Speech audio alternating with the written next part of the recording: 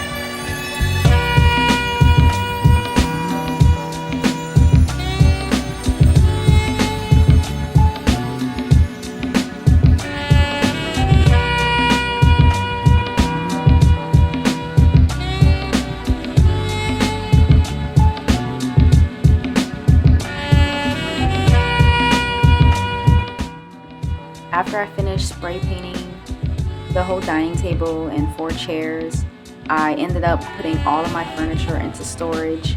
So unfortunately, I never put a top coat. Ultimately, ended up not really turning out as great as I liked. So I ended up buying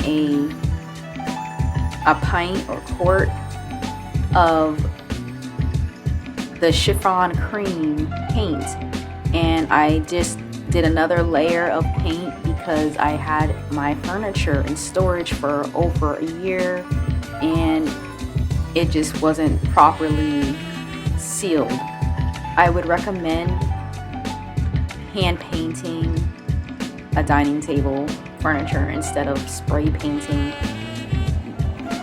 It's just much easier, it's quicker, and I should have did that earlier, but you live and you learn.